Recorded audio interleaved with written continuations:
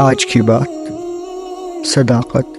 ایک دوست نے دوسرے سے پوچھا، بھئی آپ نے زندگی میں پہلا جھوٹ کب بولا؟ دوست نے جواب دیا، جس دن میں نے یہ اعلان کیا کہ میں ہمیشہ سچ بولتا ہوں۔ کاذب ماحول میں صادق کی زندگی ایک کربلا سے کم نہیں۔ ایک انسان کا انداز فکر دوسرے انسان کے انداز فکر کے برابر نہیں ہوتا۔ شعور اور ترجیحات کا فرق ایک ہی صداقت کے بیان میں فرق پیدا کر دیتا ہے۔ شبنم کے قطرے صبح کی مسکراہٹ بھی ہیں اور رات کے آنسو بھی۔ انداز فکر بدل جائے تو نظارہ بدل جاتا ہے۔ ہم اپنے بچوں کو سچ بولنے کی تلقین کرتے ہیں۔ ہم انہیں کہانیاں سناتے ہیں، پریوں کی کہانیاں، جنات کی، شہزادوں کی، بادشاہوں کی کہانیاں، اور یہ سب کہانیاں جھوٹ ہیں۔ بچے صداقت کا مفہوم کیا سمجھیں گے؟ حضرت مولانا روم رحمۃ اللہ علیہ کی مثنوی فارسی زبان میں قرآن کہلاتی ہے، لیکن مثنوی کی اکثر کہانیاں عربی کے قرآن کے مفہوم کے مطابق سچ نہیں، لیکن ان سے حقیقت فہمی آسان ہوتی ہے۔ اگر کوئی اور مصنف ایسی ویسی کہانی لکھ دے تو نہ صرف یہ کہ وہ صداقت نہ رہے گی بلکہ فحاشی بھی بن سکتی ہے۔ دراصل صداقت بیان کرنے والے کے ساتھ اپنا رنگ بدلتی ہے۔ کوئی جھوٹا آدمی سچ بولنے لگے تو سمجھ لینا چاہیے کہ سچ خطرے میں ہے۔ سچ وہی ہے جو سچے کی زبان سے نکلے۔ سچے انسان کا جھوٹ مصلحت پر مبنی ہو سکتا ہے، لیکن جھوٹے انسان کا سچ منافقت کے علاوہ کچھ نہیں ہو سکتا۔ منافق کی تعریف ہی یہ ہے کہ وہ مومنوں کے سامنے کہتا ہے کہ وہ ایمان لے آیا، اور جب وہ خلوت میں اپنے شیاطین کے پاس ہوتا ہے تو کہتا ہے کہ اس نے مومنوں کو بے وقوف بنانے کے لیے ایمان کا اعلان کیا ہے۔ قاتل اور مقتول کا رب تو ایک ہے، لیکن دونوں فریق بیک وقت اس صداقت کو کیسے مان لیں؟ بیمار اور صحت مند انسان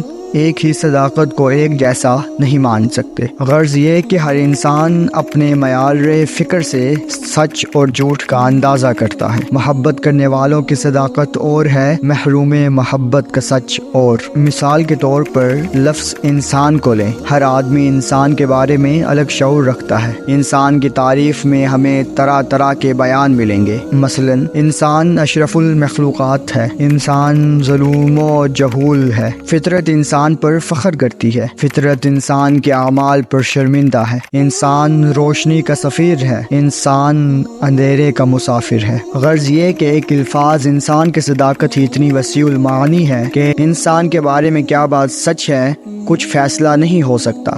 انسان اپنے عقیدے کو سچ اور دوسروں کے عقائد کو جھوٹ کہتا ہے۔ ہم اپنے وطن کی خاطر مر جائیں تو شہید، دشمن اپنے وطن کی خاطر مر مٹے تو واصل بجہنم۔ ہم یہ نہیں سوچ سکتے کہ دوسروں کا عقیدہ ان کے لیے اتنا ہی واجب الاحترام ہے جتنا ہمارے لیے ہمارا عقیدہ۔ پیدا کرنے والے نے ہی خیر اور شر کو تخلیق فرمایا۔ فطرت نے کسی کے ہاتھ میں کاسہ گدائی دے دیا اور کسی کے سر پر تاج شاہی پہنا دیا۔ ایک کی خوشی دوسرے کا غم ہے۔ سچ اور جھوٹ کی پہچان یکساں کیسے ہو سکتی ہے؟ ہم جو دیکھتے ہیں اسے ویسے ہی سچ سمجھ لیتے ہیں۔ دوربین اور خوردبین نے یہ ثابت کر دیا ہے کہ ہم جو کچھ دیکھتے ہیں وہ ویسے سچ نہیں۔ سچ اور جھوٹ صرف پہچان کے درجے ہیں۔ اس کائنات میں سب سے بڑی سچائی یہ ہے کہ جو کچھ تخلیق کیا گیا ہے وہ باطل نہیں ہے۔ ایک ملک کی سچائی دوسرے ملک کی سچائی نہیں ہے۔ ہم جس شے سے کراہت کرتے ہیں وہ دوسرے ملک میں مرغوب غذا ہے۔ اس طرح ایک زمانے کا جھوٹ دوسرے زمانے کا سچ ہو سکتا ہے۔ فاصلوں سے سچ نظر آنے والی شے قریب سے دیکھو تو جھوٹ ہے، سراب ہے۔ زمین پر چاند کی چاندنی ہے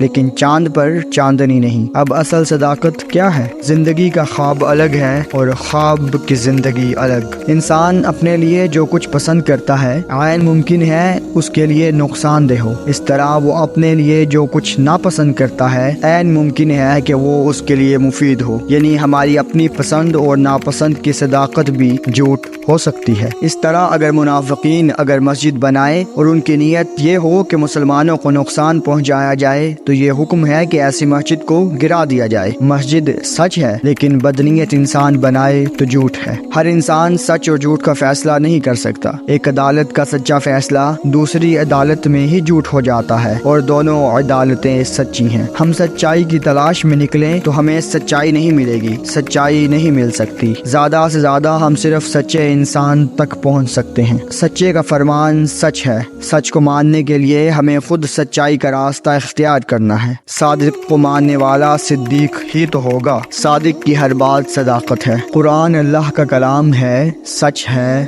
حق ہے۔ تفسیر انسان کی وضاحت ہے، ممکن ہے سچ نہ ہو۔ الہامی کتاب کی تفسیر صاحب الہام ہی لکھ سکتے ہیں۔ سچ کو سچ ہی رہنے دیا جائے، اسے کوئی اور لباس نہ پہنایا جائے۔ شکریہ۔